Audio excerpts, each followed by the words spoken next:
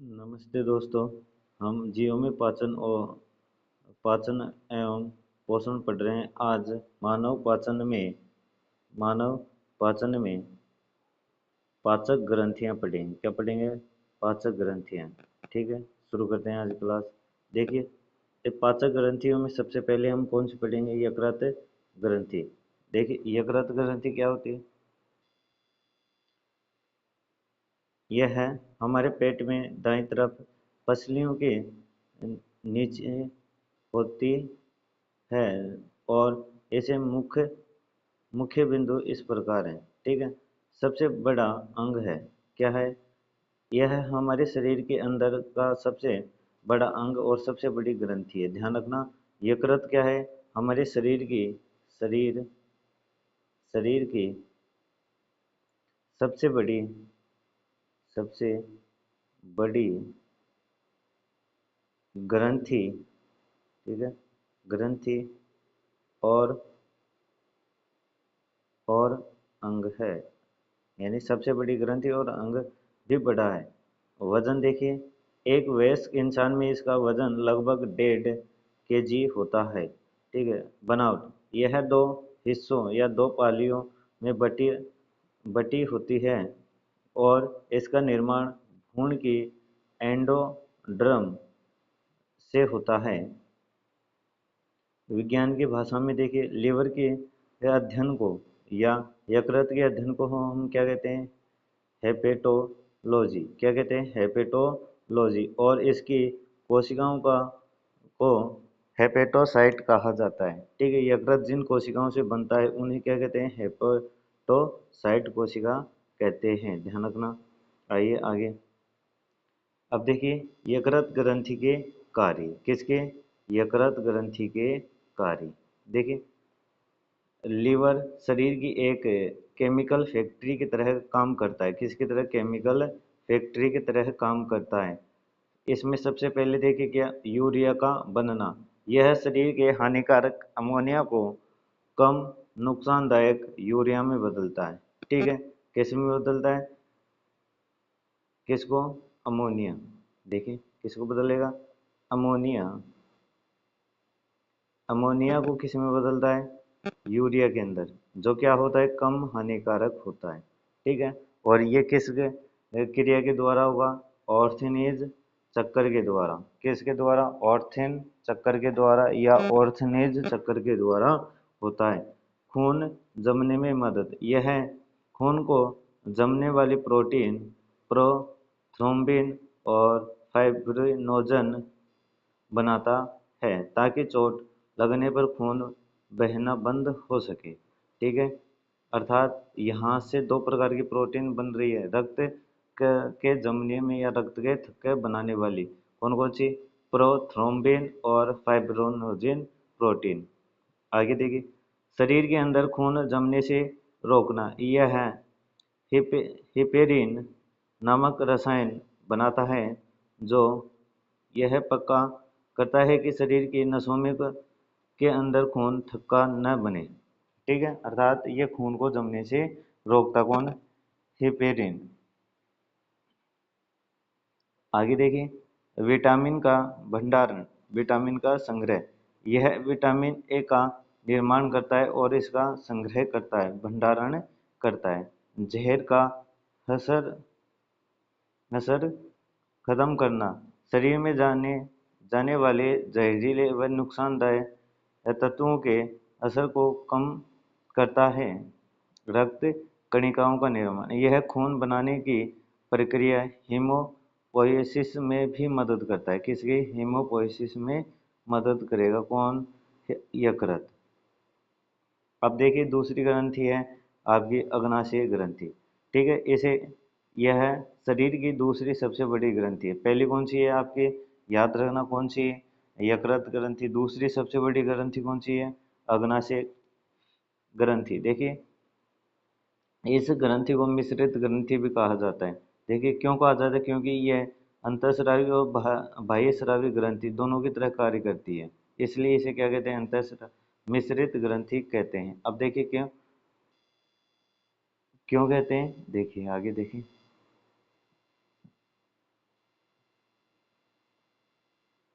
देखिए, यह शरीर की यह शरीर की इकलौती ऐसी ग्रंथि है जो अंतःस्रावी हार्मोन बनाने वाली और बहिःस्रावी पाचक रस बनाने वाली दोनों तरह के काम करती है। ठीक है। पूर्ण पाचक रस। ठीक है। अग्नाशय ग्रंथि से स्रावित रासायनिक पदार्थ को हम क्या कहते हैं? पूर्ण पाचक रस कहते हैं। देखिए, यह अग्नाशय रस निकालती है जिसे पूर्ण पाचक रस कहा जाता है, क्योंकि इसमें भोजन के हर हिस्से प्रोटीन, फैट, कार्बोहाइड्रेट को पचाने वाले एंजाइम होते हैं, जैसे ट्रिप्सिन, एमाइलेज और लाइपेज। ठीक है। किस किस को? एक तो प्रोटीन प्लस वसा प्लस कार्बो कार्बोहाइड्रेट, इन सभी को पचाने वाले क्या होते हैं? इसमें एंजाइम होते हैं। ठीक है। अब देखिए हार्मोन। इसके अंदर मौजूद लैंगरहैंस दीपिकाएं नामक की विशेष कोशिकाएं होती हैं जो इंसुलिन हार्मोन स्रावित करती हैं। ठीक है। जो किसको? शुगर को कंट्रोल करती है। ठीक है। ये कौन सी है? आपकी यकृत ग्रंथि। अब देखिए पाचन तंत्र की क्रियाविधि। ठीक है। किसमें? मानव पाचन तंत्र की क्रियाविधि। पूरा नाम ले तो क्या होगा? मानव पाचन तंत्र की क्रियाविधि। क्या? मानव पाचन तंत्र की क्रियाविधि। देखिए, इसके निम्न चरण है। नंबर 1। ठीक है। अंतर्ग्रहण। अंतर्ग्रहण का मतलब होता है भोजन को ग्रहण करना, मतलब भोजन को मुंह में चबाकर अंदर लेने की सरल प्रक्रिया को यह क्या कहते हैं? अंतर्ग्रहण। क्या कहते हैं? अंतर्ग्रहण। ठीक है। आगे देखिए, दूसरा होगा पाचन। दूसरा क्या होता है? पाचन। पाचन का मतलब होता है जटिल कार्बनिक पदार्थों को सरल कार्बनिक पदार्थों में बदलना या छोटे छोटे टुकड़ों में तोड़ना ही क्या कहलाएगा? पाचन। अब देखिए, पाचन का मतलब है जटिल भोज्य को एंजाइम की मदद से सरल टुकड़ों में तोड़ना। यह शरीर के अलग अलग हिस्सों में होता है। ठीक है। पाचन की क्रिया हमारे शरीर के अलग अलग अंगों के अंदर अलग अलग प्रकार से होगी। सबसे पहले किस में पढ़ेंगे? मुख या मुख भूमिका में पाचन। देखिए, मुख मुंह की लार में मौजूद एंजाइम टाइलिन या एमाइलेज भोजन के स्टार्च को माल्टोज में बदलती है। इसे इसी वजह से रोटी चबाने पर मीठी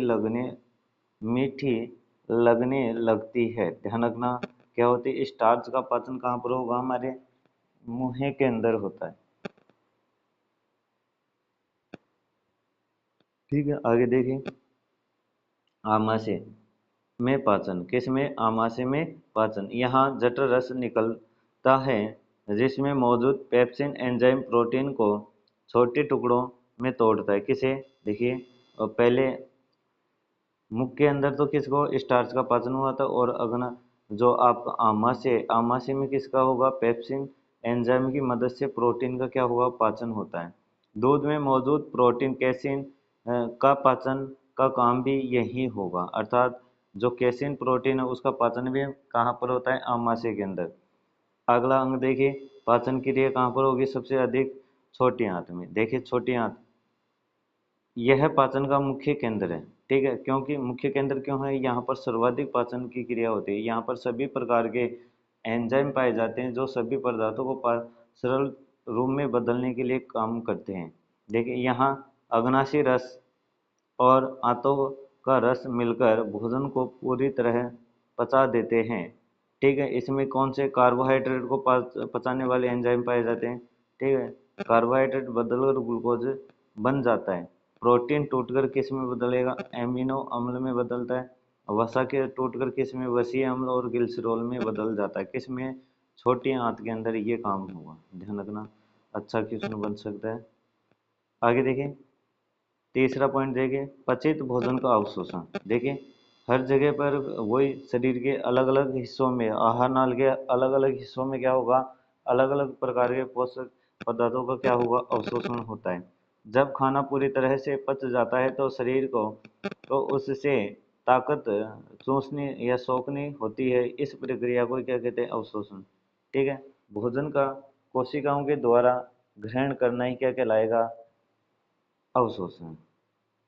अब देखिए सोखने का स्थान या अवशोषण का स्थान, यह काम मुख्य रूप से छोटी आंत में होता है। अवशोषण का मुख्य रूप से कार्य कहाँ पर होता है? छोटी आंत में, क्योंकि यहाँ पर क्या होते हैं, छोटी आंत की आंतरिक दीवारों में क्या होते हैं, अंगुली के समान क्या होती हैं, इस प्रकार की संरचनाएं पाई जाती हैं। इसमें छोटी आंत के अंदर, तो इन्हें क्या कहते हैं?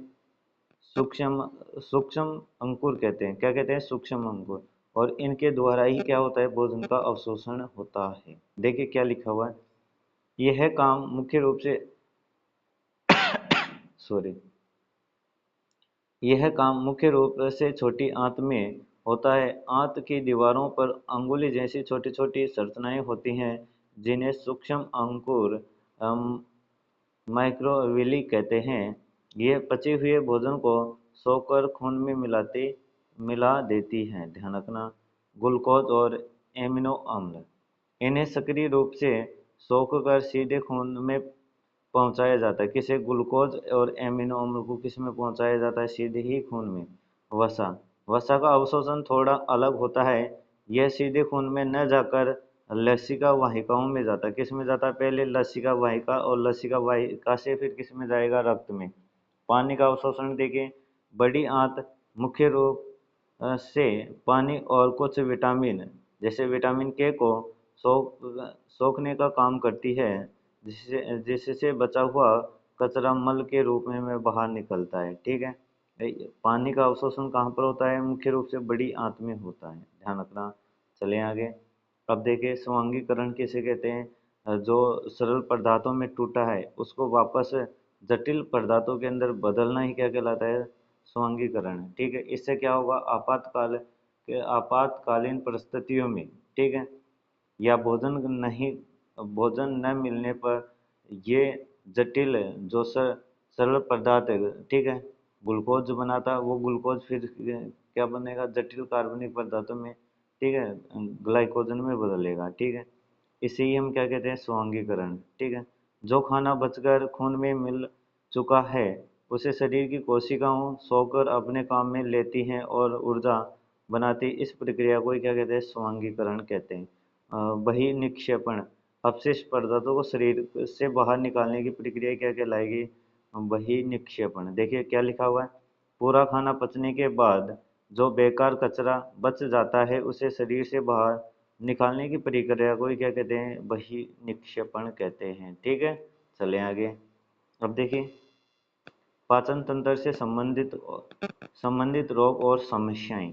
ठीक है, आपके यहाँ पर 10 समस्याएं दी जा रही हैं। ध्यान रखना, इन 10 समस्याएं या 10 रोगों को ध्यान से पढ़ लेना। ठीक है, पहला कौन सा है? मम्पस मैम्पस या गलसुआ रोग। देखिए यह क्या है? यह एक वायरस से होने वाली बीमारी है। किससे? वायरस से होती है, जिसमें कान के नीचे मौजूद लाल ग्रंथि पैरोटिड ग्रंथि में सूजन आ जाती है और गला फूल जाता है। ठीक है, किसमें? गलसुआ रोग के अंदर। अब देखिए एसिडिटी, पेट में एसिड या तेजाब की मात्रा बढ़ जाना। इसके इलाज के लिए हम क्या करते हैं? मिल्क ऑफ मैग्नीशिया अर्थात मैग्नीशियम हाइड्रोक्साइड जैसे एंटी एसिड दवाएं ली जाती हैं। ठीक है, मिल्क ऑफ मैग्नीशिया क्या है? एंटी एसिड पदार्थ है, ठीक है, या दवाई है जो एसिडिटी को कम करती है, जो एसिड को शांत करती है। क्यों? क्योंकि ये क्या होता है? मिल्क ऑफ मैग्नीशिया क्या होता है? एक क्षार होता है, और पेट के अंदर क्या बना? अम्ल। तो अम्ल और क्षार मिलकर क्या क्रिया करके क्या बनाते हैं? लवण। और लवण क्या होते हैं? उदासीन। इस प्रकार से क्या होगी? पेट की अम्लता दूर होती है या एसिडिटी कम हो जाती है। अल्सर देखिए, अल्सर क्या होता है? पेट या आंतों की अंदरूनी दीवारों पर ज़्यादा एसिडिटी के कारण घाव या छाले हो जाते हैं। ठीक है, इसे क्या कहते हैं? अल्सर कहा जाता है। यानी पेट के अंदर या आहार नाल के अंदर, आंतों के अंदर क्या छाले होना ही क्या कहलाता है? अल्सर। देखिए डॉक्टर एंडोस्कोपी टेस्ट के जरिए पेट के अंदर कैमरा डालकर इसका पता लगाते हैं। किसके द्वारा? एंडोस्कोपी। ध्यान रखना, अल्सर का पता किसके द्वारा लगाया जाता है? एंडोस्कोपी। ये याद रखना है, इस प्रकार से क्वेश्चन पूछा जा सकता है। देखिए आगे अगला रोग देखिए, दंत क्षय। दंत क्षय या दांतों का सड़ना। जब मुंह का पीएच मान कितना हो जाए? 5.5 से कम हो जाता है तो दांतों की सबसे ऊपरी सफेद परत इनेमल गलने लगती है। इससे बचने के लिए फ्लोराइड युक्त टूथपेस्ट कोलगेट का इस्तेमाल किया जाता है। किसका? कोलगेट का इस्तेमाल किया जाता है या फ्लोराइड युक्त टूथपेस्ट का उपयोग किया जाता है। अगला रोग देखिए क्या है? पीलिया। जब खून में बिलिरुबिन नामक का पीला पिगमेंट बहुत ज़्यादा बढ़ जाता है तो त्वचा और आँख पीली दिखने लगती हैं। ठीक है, इसे क्या कहते हैं? पीलिया रोग कहते हैं। ध्यान रखना, इसमें आपको मुख्य बात याद रखनी है। खून के अंदर किस रसायन का मात्रा बढ़ जाएगी? किस वर्ण की मात्रा बढ़ेगी? बिलिरुबिन की मात्रा बढ़ जाएगी, ध्यान रखना। अगला रोग यकृत सिरोसिस। यकृत सिरोसिस। बहुत ज़्यादा शराब पीने से लीवर की कोशिकाएं हमेशा के लिए नष्ट होने लगती हैं और लीवर सिकुड़ जाता है। इसे क्या कहते हैं? लीवर या यकृत सिरोसिस कहा जाएगा। ध्यान रखना। क्या होगी? अधिक शराब सेवन करने से क्या होती है? यकृत की कोशिकाएं धीरे धीरे क्या हो जाएंगे? नष्ट होंगी और यकृत क्या हो जाएगा? छोटा हो जाएगा और जितने भी हमने कार्य पढ़े हैं यकृत के वो कार्य नहीं हो पाएंगे। अगला रोग देखिए, अगला रोग देखिए हेपेटाइटिस। यह भी वायरस से होने वाली बीमारी है जो सीधे हमारे लीवर को नुकसान पहुंचाती है। ठीक है, ध्यान रखना है। हेपेटाइटिस रोग ये किससे संबंधित है? यकृत से। अगला रोग देखिए मोटापा। ठीक है, जिसे हम क्या शॉर्ट में क्या बोलते हैं? BMI, body mass index. यह शरीर के वजन और लंबाई का एक अनुपात होता है। अगर किसी व्यक्ति का BMI 30 kg प्रति मीटर स्क्वायर से ज़्यादा हो जाए तो उसे मोटापे की श्रेणी में रखा जाता है। किसकी श्रेणी में रखा जाता है? मोटापे की श्रेणी में रखा जाता है। अगला रोग देखिए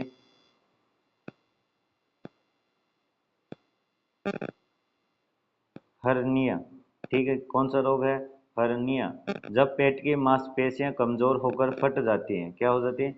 जो हमारे पेट की कौन सी मांसपेशियां हैं अंदर क्या हो जाती है? कमजोर होकर फट जाती हैं तो अंदर की आंत या कोई अंग उसे फटी हुई जगह से बाहर की तरफ उभर आती है। इसे ही हम क्या कहते हैं? हर्निया रोग कहा जाता है। क्या कहा जाता है? हर्निया।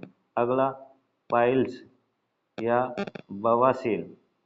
मलाशय और गुदा मार्ग की खून की नसें सूज जाती हैं। ठीक है, या फूल जाती हैं। इसके कारण मल त्याग करते समय तेज दर्द होता है और खून आता है। ठीक है, किसमें? पाइल्स में या बवासीर में क्या होती है?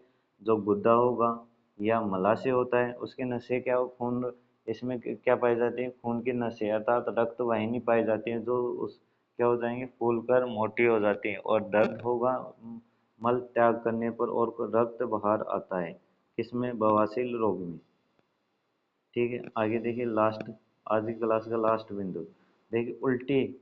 उल्टी में क्या होता है? इसमें आमाशय का खाना उल्टी दिशा में की ओर गति करेगा अर्थात इसमें क्या होगा? जो आमाशय होता है, ठीक है, इसमें भोजन आमाशय से छोटी आंत में जाना चाहिए लेकिन उल्टी होगी तो क्या होगा? खाना आमाशय से मुख्य की ओर वापस जाएगा। ठीक है, उल्टी में ये होता है दस्त। दस्त किसी के क्या होता है भाई? दस्त होना पर छोटी आंत प्रभावित होगी अर्थात दस्त होता है तो कौन सी आंत प्रभावित होती है? छोटी आंत होती है। जबकि हैजा के अंदर जब हैजा के अंदर कौन सी आंत प्रभावित होगी? बड़ी आंत प्रभावित होगी। ठीक है, आज की क्लास देखने के लिए सभी को थैंक यू। हमारी वीडियो को लाइक करें, चैनल को सब्सक्राइब करें वीडियो को शेयर करें और वीडियो के नीचे कमेंट करना ना भूलें। Thank you. आजकल आप सभी वीडियो को कम देख रहे हैं, ठीक है। कृपया सभी हमारी वीडियो को देखकर हमारा सपोर्ट करें। Thank you.